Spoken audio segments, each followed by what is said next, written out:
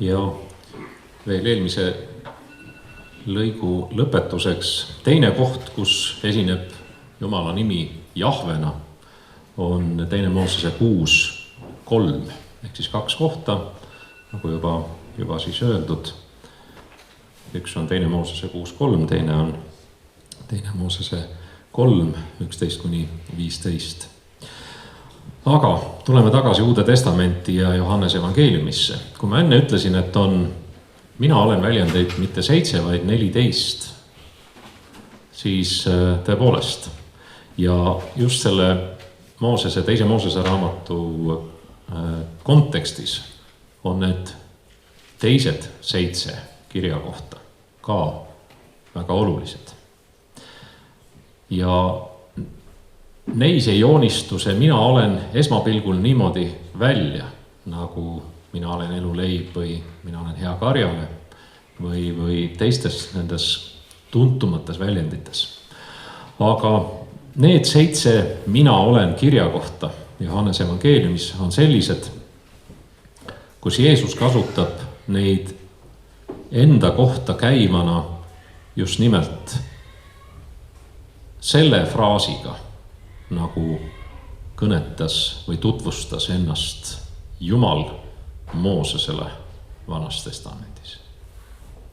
Ja kui te neid kohti loete ja loete, mis juhtus või mida tegid need inimesed, kes kuulsid Jeesust niimoodi rääkimas, siis te saate väga hästi aru, mida nemad kuulsid. Ehk siis, mida Jeesus neile ütles, kui ta ütles, mina olen see. Esimene on see sama, kui ma juba enne ütlesin, et Samaaria naisega vestlemine kaevu ääres on väga oluline kirjakoht. Siis loen siit ette Johannese 4:25 ja 26. See on siis vestlus Samaaria naisega. Ja naine ütles temale, Jeesusele siis, ma tean, et tuleb Messias, keda nimetatakse Kristuseks. Kui tema tuleb, siis ta kuulutab meile kõik. Jeesus ütles talle, mina, kes ma sinuga räägin, olengi see.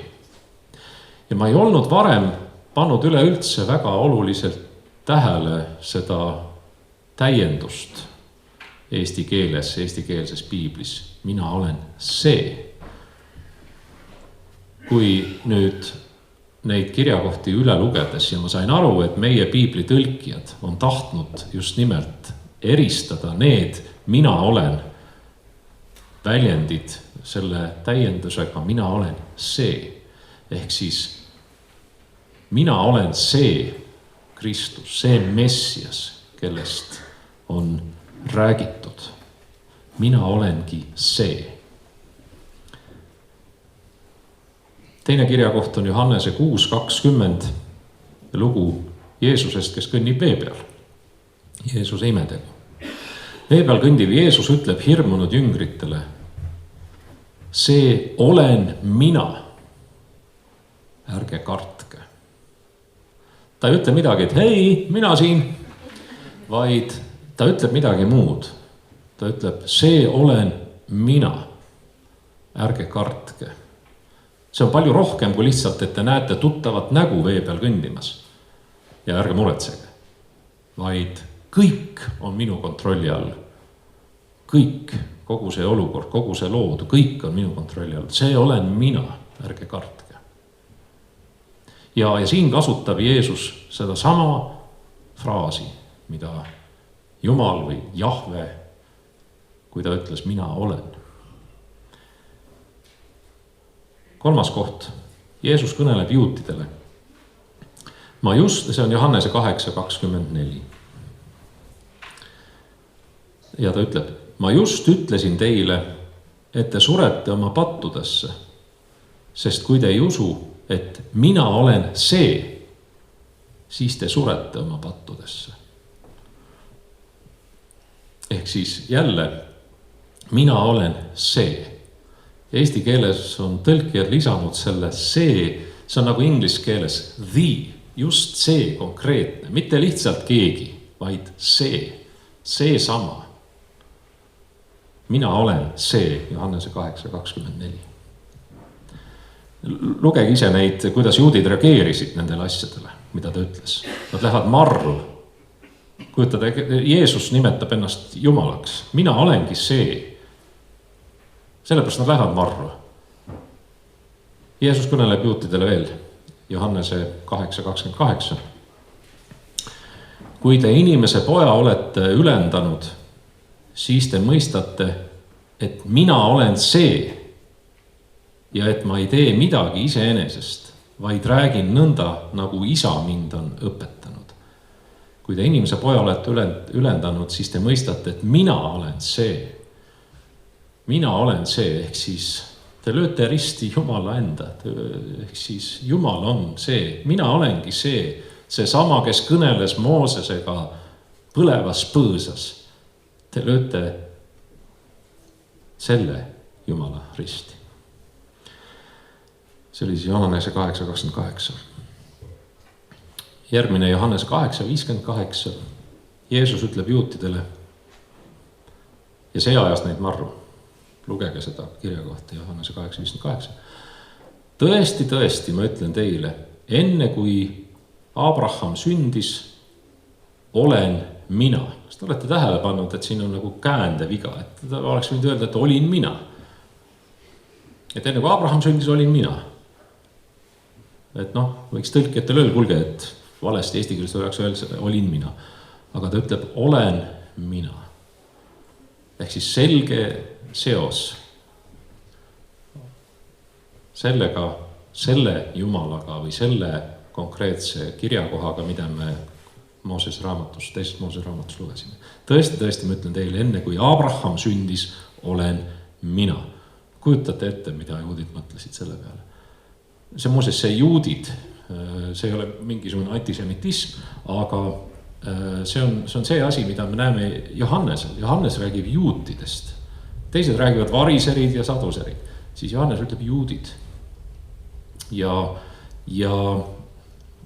kommentaatorid ütlevad ja teoloogid ütlevad, et see on sellepärast, et Johannese evangeelium on kõige hiljem valminud 4 evangeeliumist. Ja selleks ajaks, kui Johannes oma evangeeliumit kirjutas, oli tekkinud juba juutide ja kristlaste vahel selge vahe. Et neid ei aetud enam segamini, vaid selleks ajaks 1. sajandi lõpuks oli juba selge, et juudid on midagi muud kui kristlased. Ja sellepärast on ta rõhutab juute, ta ei ole mingi rahvusvaenu õhutaja, kui ta nii kirjutab, vaid ta eristab, et need olid, et meie oleme kristlased juba, nemad olid juudid. Ja loomulikult, kui nüüd Jeesus ütleb, et kuulge, et ma olin enne või olen enne olnud kogu aeg, kui Abrahamgi oli ja nüüd teie siin midagi räägite minuga, siis see ajab marru küll. Johannes 13:19 järgmine. Jeesus kõneleb jüngritele pärast siis nende jalgade pesemist. Ja Jeesus ütleb siis, ma olen natukene toimetanud seda, lühendanud lihtsalt, et ta oleks tsiteeritav. Ma ütlen teile, Johannese 13:19, ma ütlen teile seda juba praegu, enne kui kiri läheb täide või enne kui see sünnib. Et kui see sünnib, ehk siis kui kiri läheb täide, te usuksite, et mina olen see. No miks ta peaks ütlema lihtsalt? No see on täiesti üleliigne see siin, aga see on täiesti mõtestatult siia kirja pandud ka eesti keeles. Ma ütlen teile seda juba praegu, enne kui kiri läheb täide, et kui see sünnib, te usuksite, et mina olen see. Mina olen Jumal tegelikult, või Jumala poeg siis, Jumal. Ja viimane koht siis sellest 7 kirjakohast, mis võib-olla meil esmapilgul tähelepanu alt välja lähevad, aga mis on olulised ka, on siis Johannese 18:4-8. Jeesus kõneleb oma vangistajatega. Ja see on ka päris võimas kirjakoht, kui te loete sealt edasi, mis juhtub. Jeesus kõneleb oma vangistajatega. See on siis see hetk, kus nad tulevad teda vangi võtma ja Juudas on ka seal juures. Keda te otsite? Nad vastasid talle, Jeesust Natsaretlast. Tema ütles neile, mina olengi see. Meile võib tunduda, et ütleb, mina olengi Jeesus Natsaretlane, et võtke mind kinni. Aga ta kasutab seda fraasi, mis kõnetas neid vangistajaid eriti. Pange tähele, mis siin juhtus. Kui ta nüüd neile seda ütles, taganesid nad ja kukkusid maha. No kui nad läksid Jeesust Natsaretast kinni võtma ja Jeesus ütles, et ma olen siin, mis nad siis nüüd hirmsasti pidid ehmuma. Aga Jeesus ütles, mitte et ta on Jeesus Natsaretlane, vaid mina olengi see. Ta kasutab selgelt väge või jõudu. Juudid, kes ei tohtinud Jumala nime nimetada. Mina olen see. Ja nad taganesid ja kukkusid maha. Vangistajad. Ikka üsna naeruväärne olukord. Jeesus küsib neilt veel kord ja vastas. Ma ju ütlesin teile, mina olengi see. Ja siis nad koguvad ennast ja vangistavad. Ehk siis, kui me Johannese evangeeliumit loeme, siis me näeme, kuidas Jeesus kõnetab meid, kes me loeme seda, hoopis teistmoodi. Mitte, et see evangeelium oleks parem või teised oleks halvemad. Absoluutselt mitte. Lihtsalt selle evangeeliumi sõnum on rohkem puudutav nii-öelda sisemiselt, vähemalt mind isiklikult on puudutanud. Kui veel niimoodi uurida ja puurida selle sisse. Kui püüda vaadata sõnade taha. Nii, aga järgmine kord jälle. Ja vist olengi läinud üle oma ajaga. Vähemalt oi kui palju. Täitsa palju. Aga me tõuseme ka lõpupalveks.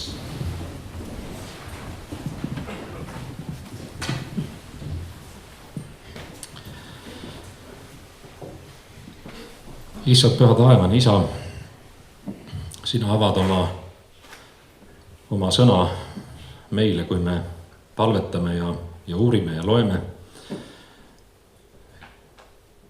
Me mitte iga kord ei näe seda, mis sinna on kirja pandud. Mitte alati meie silmad ei avane ja meie kõrvad selleks, et kuulda ja mõista. Aga on hetki, mil sa oma vaimu läbi tuled ise meid aitama sinu sõna mõistmisel. Ja anna, Issand, et see ei oleks lihtsalt mitte teada saamine ja millegi uue õppimine, vaid et see oleks tõeline sinu sõnast elamine ja anunemine, toitumine ja et see sõna muudaks meie elu ja et me võiksime olla veelgi paremad ja innukamad sinu järgimisel. Issand, anna, et see sõna võiks meid toita nii täna kui igavesti. Issand, õnnista tänast õhtut, meid kõiki, kes me siin oleme. Õnnista meie head venda, kellel oli hetkeline terviseprobleem. Ole ise varjamas, kaitsmas ja toetamas teda ja tõstada taas jalule. Ning aita ka meil kõigil täna õhtul ka, kui see sündmus siin ühele poole saab, tervelt ja rahulikult koju jõuda ning ole meiega ka tänasel ööl ja järgnevatel päevadel. Aamen.